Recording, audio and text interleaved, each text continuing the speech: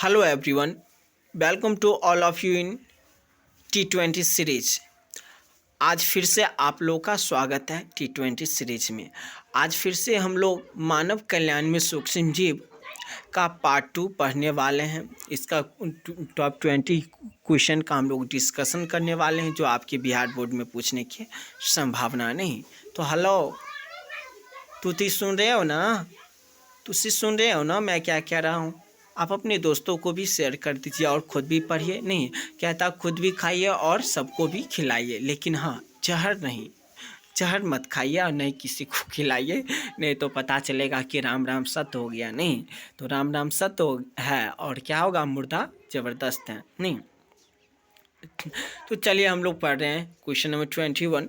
गोबर gas plant में कौन सा जीवाणु प्रयुक्त होता है? ए नाइट्रीफाइंग जीवाणु, बी एमिनोफाइंग जीवाणु, सी डी नाइट्रीफाइंग जीवाणु और डी मिथेनोजेंस। तो देखिए, हम मिथेनोजेंस का उपयोग करते हैं। हम इस क्वेश्चन के बारे में हम सब जितना भी इम्पोर्टेंट पॉइंट रहता है ना वो हम बता देते हैं।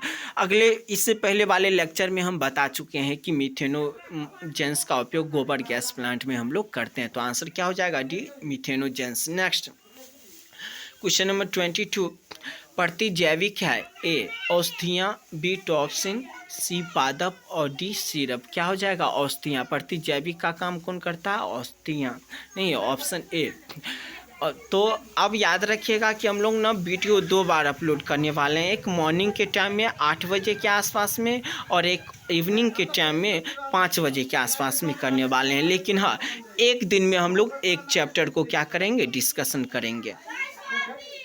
अब क्वेश्चन नंबर 23। जल में ई कोलाई की अधिकता किसकी सूचक है?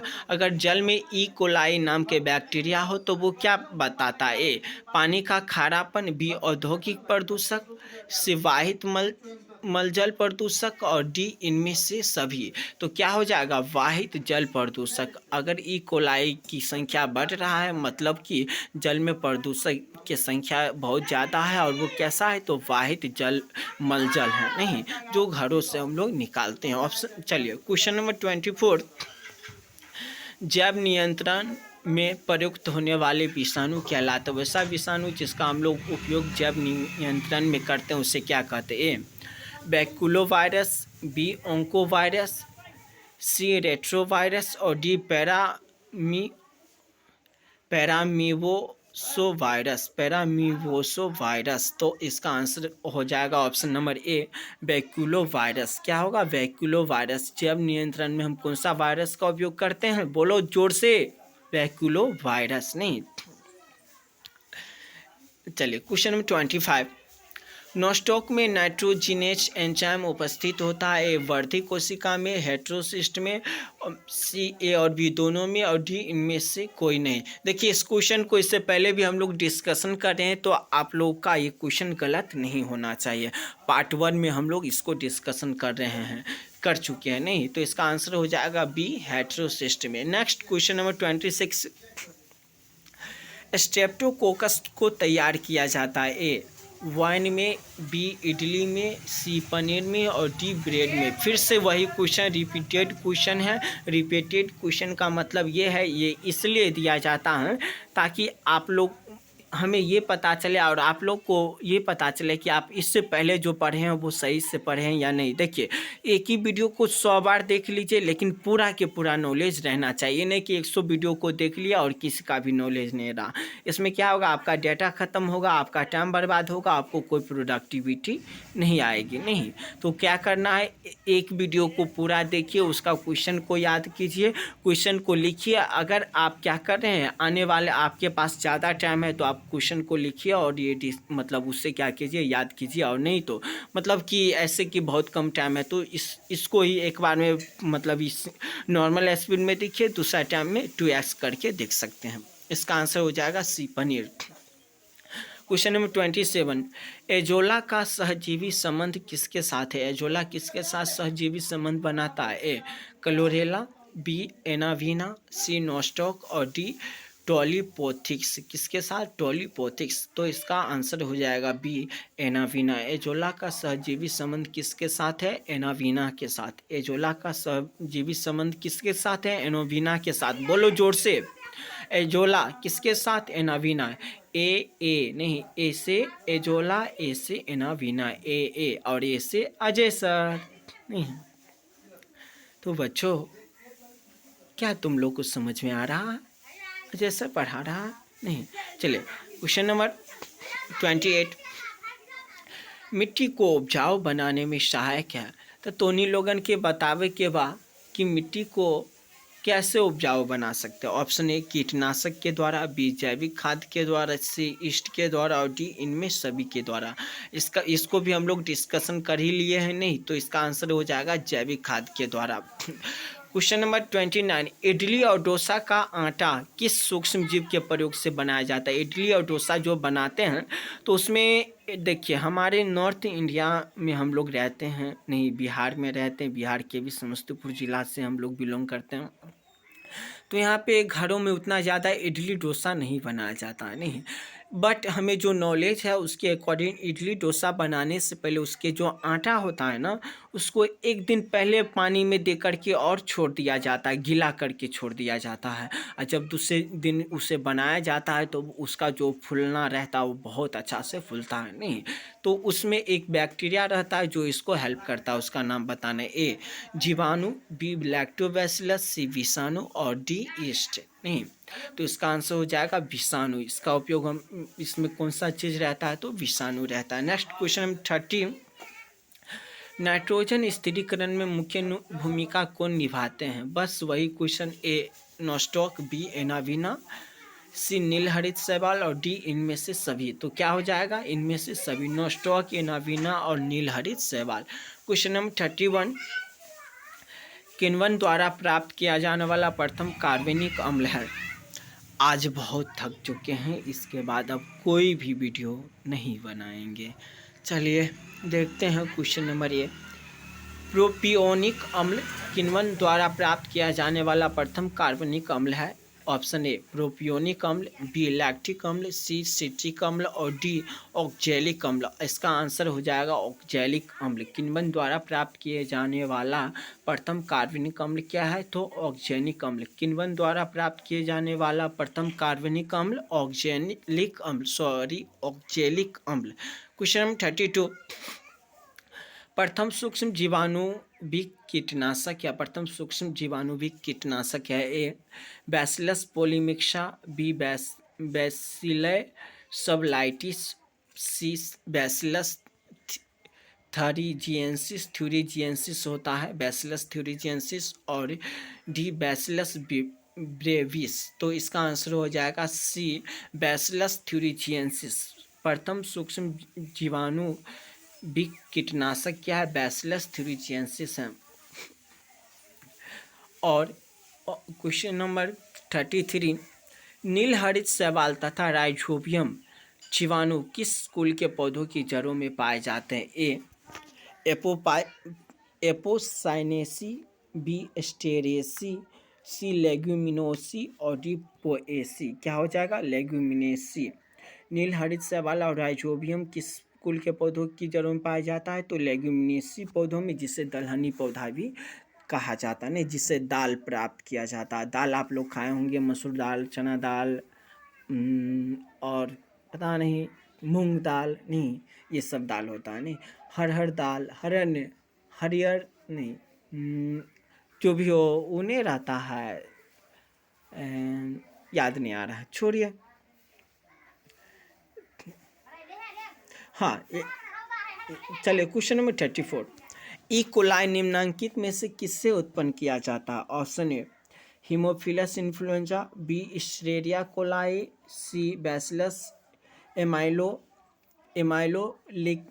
लिक्विफेसियंस, बैसिलस लिक्विफेसियंस, और इनमें से कोई नहीं। ई कोलाई जो है किससे प्राप्त किया जाता है? बी, इश्रेरिया कोलाई से। किसे? इश्रेरिया कोलाई से, जिससे E coli. Next question number 35, नीलहरित शैवाल किस खेत के लिए उपयोगी जैव उर्वरक है? ए, मक्का, बी गेहूँ, सी ईख और डी चावल। तो क्या हो जाएगा, चावल आंसर हो जाएगा, लेकिन याद रखिएगा चावल नहीं, आंसर क्या होगा, धान होगा। नहीं तो नील हरित शैवाल किस खेत के लिए उपयोग की जाती है, तो धान के खेत में की जाती है। और धान के खेत से जब धान के पौधा निकलता है तो उससे चावल हम लोग प्राप्त करते नहीं। तो यहाँ पे ऑप्शन क्या होना चाहिए था, धान होना चाहिए, लेकिन चावल दिया है तो चावल भी उससे रिलेटेड है। इस टाइप के क्वेश्चन क्या रहता है, थोड़ा सा मिस्टेक रहता है आपके बिहार बोर्ड में भी और कौन से बोर्ड में, तो नीट में भी रहता नहीं। और एक most important thing is that's कि अगर आपको हिंदी के क्वेश्चन देखिए और वो समझ में ना आए तो उसका इंग्लिश का जो क्वेश्चन है वो समझने की कोशिश कीजिएगा। जैसे कि मेरा जब बिहार बोर्ड के एग्ज़ाम था तो उस टाइम में एक क्वेश्चन आया था कैंसर से लेकर के, कैंसर का हिंदी नाम दिया हुआ था। नहीं, कैंसर का जो हिंदी नाम रहता है वो थोड़ा सा दूसरे टाइप का रहता है, तो वो जो नाम हम कभी सुने नहीं थे तो मेरे माइंड में नहीं आ रहा था। और जबकि हम स्टडी किए थे काफ़ी मतलब अच्छा से किए थे, जितना भी नोट्स था उसे 3-4 बार हम रिपीट कर चुके थे, बहुत सारे बुक को सॉल्व किए थे, उसके बाद हम एग्ज़ाम हॉल में गए थे।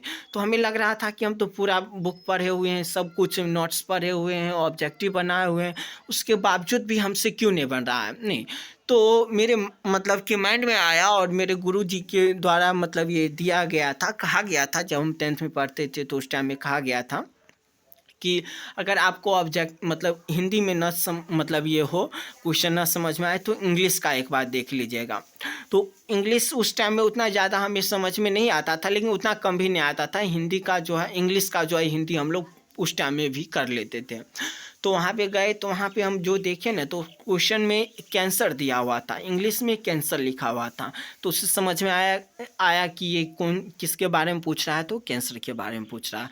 तो आप लोग का जब क्वेश्चन आए तो उस समय एक बार हिंदी देखिए, वैसा मतलब उस सब्जेक्ट को देखिए जिसमें आपको सही से समझ में आता है। कुछ बचा होगा जिसको इंग्लिश का अच्छा से समझ में आता होगा, नहीं तो वो क्या करेगा, इंग्लिश का अच्छा से देखेगा, उसके बाद क्या करेगा तो हिंदी का देख लेना। नहीं इंग्लिश का नहीं समझ में आए तो चलिए इसका क्वेश्चन डी हो जाएगा। Question number 36, nif NIF gene पाया जाता है, निफ जीन किस में पाया जाता है, ए पेनिसिलियम में, बी राइजोबियम में, सी एस्परजिलस में और डी स्ट्रेप्टोकोकस में। किस में पाया जाता है, तो राइजोबियम में। निफ जीन किस में पाया जाता है, राइजोबियम में। क्वेश्चन नंबर 37, किस गैर फली पौधों के जड़ पिंड में जैविक खाद मौजूद है। नहीं, किसके जड़ में जैविक खाद मौजूद है, एजोटोबैक्टर, बी क्लोस्ट्रीडियम, सी फ्रोंकिया और डी इनमें से कोई नहीं। क्या हो जाएगा, एजोटोबैक्टर। एजोटोबैक्टर में हम बताए थे नाइट्रोजन नहीं रहता है तो जैविक खाद नहीं हुआ नाइट्रोजन। क्वेश्चन नंबर 38, निम्नांकित में कौन सा फफूंदी साइक्लोस्पोरिन ए बनाता है जो अंग प्रत्यारोपित मरीजों में प्रतिरक्षा निरोधक कारक के रूप में प्रयुक्त किया जाता है। ये तो हो गया भाई, तोता तोता नहीं, साइक्लोस्पोरिन जो है वो जब क्या होता है कि प्रत्यारोपित मरीज में प्रतिरक्षा, जब किसी भी मरीज को क्या किया जाता है, अंग का बदलाव किया जाता है, कोई अंग खराब हो जाता है और दूसरे अंग को दिया जाता है, तो उस समय में उसे रोग निरोधक के रूप में साइक्लोस्पोरिन दिया जाता है। नहीं, एक फफूंदी है जो क्या करता है, साइक्लोस्पोरिन को बनाता है और उसे जब अंग का ट्रांसप्लांट होता है, मतलब अंग को मतलब बदला जाता है तो उस समय दिया जाता है। नहीं, उसका नाम बताने किससे प्राप्त किया जाता है। Option A Trichoderma polysporum, A B Erysiphe, C Puccinia graminis और डी पेजाइजा। आंसर हो जाएगा ये ट्राइकोडर्मा पोलिएस्पर्मा। नहीं तो ट्राइकोडर्मा पोलिएस्पर्मा से साइक्लोस्पोरिन ए प्राप्त किया जाता है, जिसका उपयोग कहाँ किया जाता, तो ऑर्गन ट्रांसप्लांट में किया जाता, अंग प्रत्यारोपित करने में किया जाता है। 39, वैसे बैक्टीरिया का समूह जो सेलुलोज पदार्थों पर अवायवीय वृद्धि करते हैं तथा अवायवीय आंचक संपाचित्र तथा पशुओं के प्रथम अमाशय में पाए जाते हैं, कहलाते हैं। देखिए आपको ये क्वेश्चन तो बिल्कुल समझ में आया होगा नहीं, लेकिन हम समझाते हैं। इस क्वेश्चन को ने एक पॉइंट को पकड़ लीजिए, जैसे कि उस बैक्टीरिया को सेलुलोज पदार्थ पर अवायवीय वृद्धि करते नहीं। सेलुलोज पदार्थ पर अवायवीय वृद्धि आप लोग पढ़े होंगे या नहीं पढ़े होंगे, नहीं। और आंजक संपाचित्र ये भी नहीं पढ़े होंगे, लेकिन हम क्वेश्चन में डिस्कशन करते आ रहे हैं कि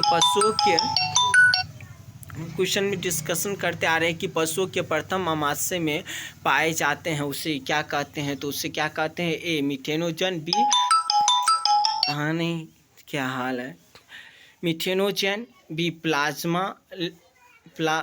प्लाज्मोलोजेन, सी इम्यूनोजेन और डी इनमें से कोई नहीं।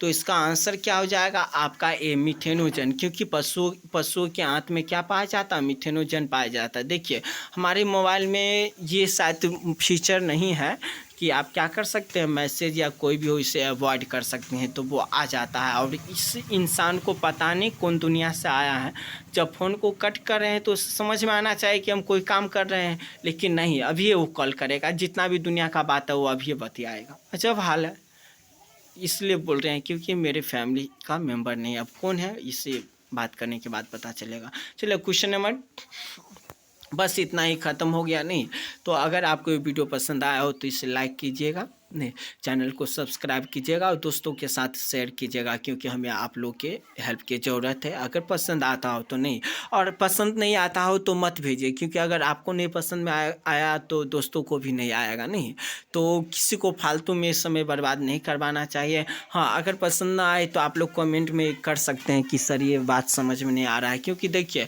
हर किसी को मौका मिलना चाहिए। अगर मैं वीडियो बना रहा हूँ समझ में नहीं आ रहा है तो हम कोशिश करेंगे कि अच्छा से बनाए ताकि आप लोग को समझ में आए। Thank you so much for watching the video.